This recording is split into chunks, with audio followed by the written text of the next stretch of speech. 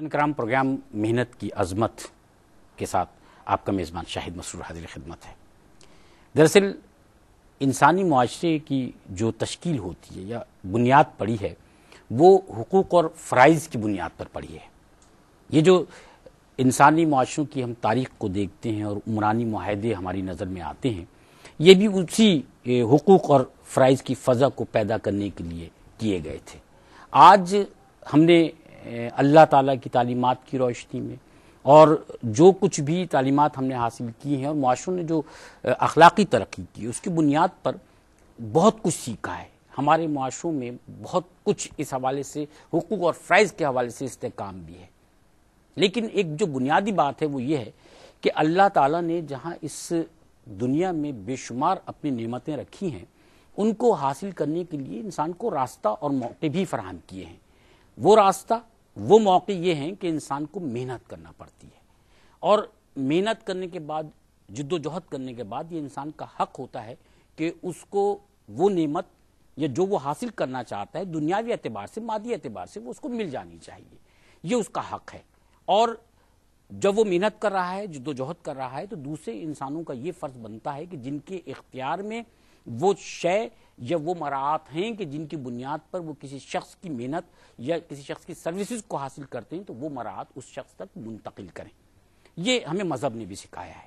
معاشروں کی ترقی یافتہ شکل ہمیں یہی دکھاتی ہے۔ آج ہم اسی پر بات کریں گے کہ محنت کی جو عظمت ہے وہ عظمت آج ہمیں اپنے معاشروں میں عملی طور پر کس طرح سے نظر آ رہی ہے، اور کیا آج محنت کرنے والا شخص جد و جہد کرنے والا شخص کامیاب ہے یا نہیں ہے، اس کو اس کا حق مل رہا ہے یا نہیں مل رہا ہے، اور جو مراعات یافتہ لوگ ہیں یا مراعات یافتہ طبقہ ہے جو لوگوں کی سروسز حاصل کرتے ہیں وہ یہ حق ان تک منتقل کر رہے ہیں یا نہیں کر رہے ہیں۔ آج کے اس موضوع پر گفتگو کرنے کے لیے ہمارے ساتھ جو معزز شخصیات تشریف فرما ہیں ان میں سب سے پہلے ہم آپ کا تعارف کرائیں گے۔ آپ کے اور ہمارے جانے پہچانے کیو ٹی وی کے بیشتر پروگرامز میں آپ اور ہم ان کو دیکھتے ہیں، سنتے ہیں، بہت خوبصورت گفتگو فرماتے ہیں۔ محترم مفتی محمد زبیر صاحب ہمارے ساتھ تشریف فرمائیں۔ السلام علیکم مفتی صاحب۔ اور ناظرین کرام جو دوسری شخصیت ہمارے ساتھ تشریف فرمائیں، آپ پاکستان میں لیبر رائٹس کے حوالے سے جد و جہد کرنے والی ایک بہت ممتاز اور بڑی شخصیت ہیں۔ آپ کے کریڈٹ پر جو کچھ جاتا ہے اگر میں اس کی تفصیل بتانا شروع کروں تو شاید میرے پاس اتنے الفاظ اس مختصر وقت میں نہ ہوں۔ پاکستان میں لیبر رائٹس کے حوالے سے مزدور رہنما ایک بہت بڑے ہمارے ساتھ تشریف فرما ہے۔ آپ سماجی شخصیت بھی ہیں، آپ کا سیاسی کریئر بھی ہے۔ تشریف رکھتے ہیں محترم حبیب الدین جنیدی صاحب۔ السلام علیکم۔ وعلیکم السلام۔ الحمدللہ۔ اور حبیب الدین جنیدی صاحب کے ساتھ ہمارے ساتھ ایک اور شخصیت تشریف فرما ہے۔ آپ بھی لیبر رائٹس کے لیے کام کر رہے ہیں، آپ کا بھی ایک طویل کریئر ہے۔ اس کے ساتھ ساتھ آپ ایک بڑی جو سی بی اے ہے اس کے چیئرمین بھی ہیں، صدر بھی ہیں، اور ہمارے ساتھ تشریف فرمائے محترم منور رضا صاحب۔ السلام علیکم منور رضا صاحب۔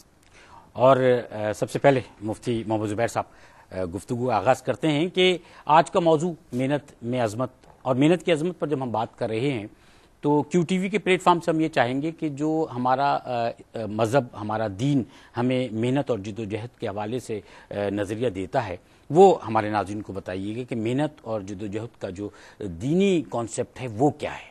بسم اللہ الرحمن الرحیم، نحمدہ ونصلی علی رسول الکریم، اما بعد۔ محنت کے حوالے سے قرآن اور حدیث کے اندر ہمیں بہت اہم تعلیمات ملتی ہیں، اور اللہ تعالیٰ نے کسب حلال اور حلال روزی کمانے کا قرآن کریم کے اندر جگہ جگہ حکم دیا ہے۔ وہ تمام آیات قرآنیہ جن میں حرام کھانے کی اور سود کی، سٹے کی، قمار اور جوئے کی آیات ہیں، وہ ساری کی ساری آیات حضرات مفسرین کرام فرماتے ہیں اس بات پر دلالت کرتی ہیں کہ آپ محنت کریں اور جائز اور حلال محنت کریں، حدود شریعت میں رہ کر کے آپ اپنی محنت اور ہاتھ کی کمائی کو کھائیں اور استعمال کریں۔ آپ کے بچوں کے اندر جو لقمہ جانا چاہیے وہ رزق حلال ہونا چاہیے۔ رسول اللہ صلی اللہ علیہ وسلم کی احادیث کی طرف جب ہم توجہ کرتے ہیں، مسند احمد کی ایک روایت میں آپ صلی اللہ علیہ وسلم نے ارشاد فرمایا، الکاسب حبیب اللہ، جو ہاتھ سے محنت کر کے کماتا ہے وہ اللہ کا محبوب ہوتا ہے۔ ایک اور حدیث میں آپ صلی اللہ علیہ وسلم نے ارشاد فرمایا، کسب الحلال فریضۃ بعد فرائض الاسلام، حلال روزی کمانا اور اپنے ہاتھوں سے محنت کر کے کمانا یہ اسلام کے بنیادی فرائض کے بعد سب سے زیادہ اہمیت کا حامل فریضہ ہے. یعنی اسلام کے بنیادی فرائض نماز، روزہ، زکوٰۃ، حج جو حقوق اللہ ہیں، ان کے بعد جو سب سے زیادہ اللہ کی نظر میں وقعت والا، اہمیت والا فریضہ ہے وہ در حقیقت ہاتھ کی کمائی ہے. پھر جگہ جگہ اسلام نے ہاتھ سے محنت کرنے اور کمائی کرنے، جد و جہد کرنے، لقمہ حلال حاصل کرنے، اس کی اتنی زیادہ ترغیب دی اور انسانوں کو اس پر اتنا ابھارا ہے. آپ اندازہ لگائیے، ایک مختصر سی بات میں آپ کو بتاتا چلوں. ایک مرتبہ رسول اللہ صلی اللہ علیہ وسلم مختلف لوگوں سے مصافحہ فرما رہے تھے. ایک شخص آیا اور آ کر کے جب اس نے سلام کیا تو آپ صلی اللہ علیہ وسلم نے اس کے ہاتھ کو پکڑ لیا. فرمایا کہ کیا وجہ ہے؟ میں تمہارے ہاتھوں میں کچھ سختی محسوس کرتا ہوں. اس شخص نے کہا یا رسول اللہ، میں ایک مزدور آدمی ہوں اور ایک غریب آدمی ہوں. میں سارا دن پتھر کوٹنے کی دکان پہ کام کرتا ہوں، ہتھوڑا چلاتا ہوں، جس کی وجہ سے آپ نے میرے ہاتھ پر کچھ چھالے اور سختی محسوس فرمائی ہے. آپ صلی اللہ علیہ وسلم نے یہ سنا، آنکھوں میں آنسو آ گئے، اس کے ہاتھ کو سینے سے لگایا اور پھر اسے بوسہ دیا اور فرمایا چونکہ تم ہاتھ سے کماتے ہو تو تمہارے ہاتھ اس قابل ہیں کہ خود نبوت تمہارے ہاتھوں کو بوسہ دے. سبحان اللہ. اچھا، یہ تو جنیدی صاحب، مفتی صاحب نے فرمایا کہ حلال روزی کس طرح کمائی کی جاتی ہے اور دین نے جو ہے محنت کا، حلال روزی کمانے کے حوالے سے جو کانسیپٹ ہمیں دیا وہ کیا ہے.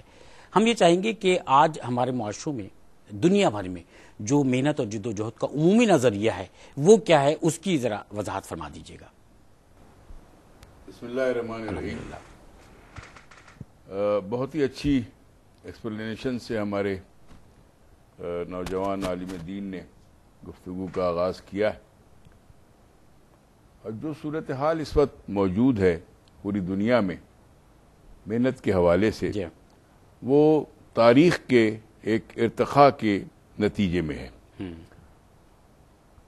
غلامی کے دور سے ہم نکلے، اس سے آگے بڑھے، پھر تاریخ نے اپنا جو ہے وہ عمل ایک مکمل کیا. صنعتی دور آیا.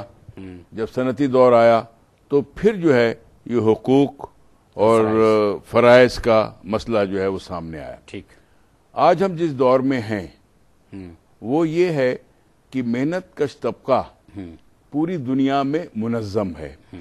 اسے اپنے حقوق کا بہت اچھی طرح سے ادراک ہے اور وہ یہ سمجھتا ہے کہ حقوق کو حاصل کرنا اس کا حق ہے، فرائض کا ادا کرنا یہ بھی اس کی ذمہ داری ہے. لیکن وہ جو محنت کرتا ہے اس کے نتیجے میں جو اس کو سہولت، جو اس کا رائٹ ملنا چاہیے، جو اس کی ویجز ملنے چاہیے، یہ دینا امپلائر کی ذمہ داری. اب یہ کشمکش مختلف ادوار سے گزری ہے جس میں مختلف دنیا میں بڑے بڑے جو ہے واقعات ہوئے. آج ہم اس نتیجے پہنچے ہیں کہ دنیا اس چیز کو سمجھ چکی ہے، تمام ممالک، کہ خواہ وہاں پر عمل درآمد ہو رہا ہے یا نہیں ہو رہا ہے، لیکن وہ جانتے ہیں کہ لیبر رائٹس کیا ہیں. قوانین موجود ہیں، پوری دنیا میں موجود ہے. انٹرنیشنل لیبر آرگنائزیشن موجود ہے جس نے پوری دنیا میں محنت کشوں کے حالات کار کے حوالے سے، ویجز کے حوالے سے، مختلف ٹرمز اینڈ کنڈیشن کے حوالے سے بہت سارے کنونشنز اور قوانین جو ہے وہ مرتب کیے ہیں. اور جو ممالک ان پہ سگنیٹریز ہیں، جس میں ہمارا بھی جو ہے ملک شامل ہے، وہاں ان پر عمل درآمد بھی ہوتا ہے. لیکن ایک چیز مانیٹرنگ بھی ہوتی ہے، اس کی مانیٹرنگ ہوتی ہے لیکن وہ بہت کمزور سطح کی مانیٹرنگ ہوتی ہے.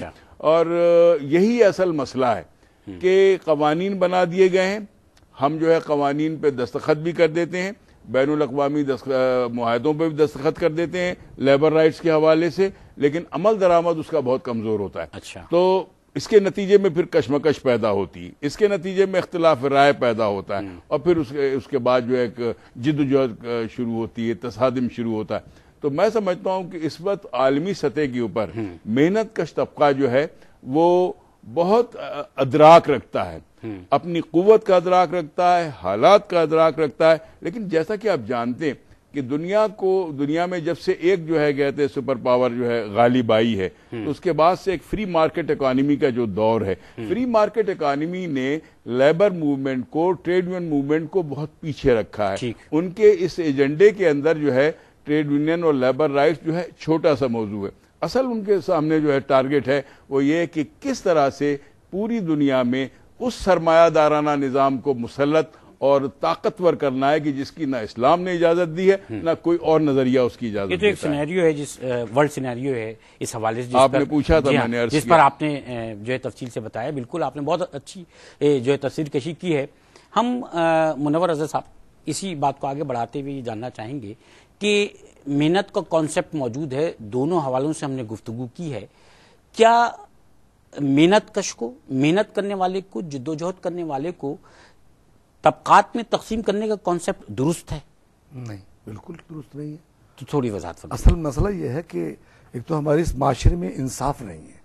اچھا. کسی بھی لیبر رائٹس کے لیے، کسی بھی لیبر موومنٹس کے لیے، کسی بھی حقوق کے حصول کے لیے انصاف بہت ضروری ہے. اچھا. لیبر پہ بے پناہ ظلم و ستم ہے. وہ جو کام کرتے ہیں اس کی نہ ویجز اس کو رائٹ ملتی ہے اور نہ ہی اس کو حقوق پورے ہم ملتے ہیں. چاہ رہے ہیں کہ ایک مجموعی جو وہ ہے تاثر ہے، آپ اس کی وضاحت فرمائیے گا کہ کیا محنت کرنے سے انسان کو طبقات میں تقسیم کر دیا جائے؟ ہم نظریاتی طور پہ جاننا چاہ رہے ہیں کہ کیا محنت کرنے سے انسان کو طبقات میں تقسیم کر دینا ایک صحیح نظریہ ہے؟ نہیں، میں تو سمجھتا ہوں مناسب نہیں ہے. اچھا. کیونکہ اسلام بھی اس کی اجازت نہیں دیتا. جی ہاں. اس کی نظر میں بھی تمام انسان برابر ہیں. تو یہ نظریہ تو کسی طرح بھی مناسب نہیں ہے. اچھا. اس کو انصاف ملنا چاہیے، حقوق ملنے چاہیے، جو قطعی طور پہ ناپید ہوتے چلے جا رہے ہیں. بلکہ میں تو یہ کہوں گا کہ اس وقت پاکستان کیا پوری ورلڈ کے اندر ٹریڈ یونین کو پیچھے دھکیلا جا رہا ہے. اچھا. اور ظلم و ستم کا بازار گرم ہے. غریب غریب سے تر ہوتا جا رہا ہے.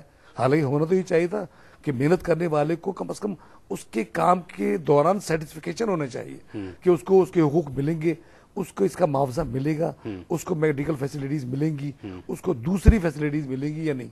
لیکن کام کرنے کا تعلق اس کے دل سے بہت زیادہ ہے. اگر محبت سے کوئی مزدور کام کرتا ہے تو اس کی دوسری بات ہے. صحیح. اور مجبوری جو کام کرتا ہے وہ تو آپ سمجھتے ہیں کہ بس مجبوری تو مجبوری چلتی ہے کہ اپنی تنخواہ لینے کے لیے یا ویجز کے حصول کے لیے وہ کام کرتا ہے. اس میں ترقی کا شائبہ میں سمجھتا ہوں اتنا نہیں ہے جتنا محبت کے ساتھ کام کرنے میں.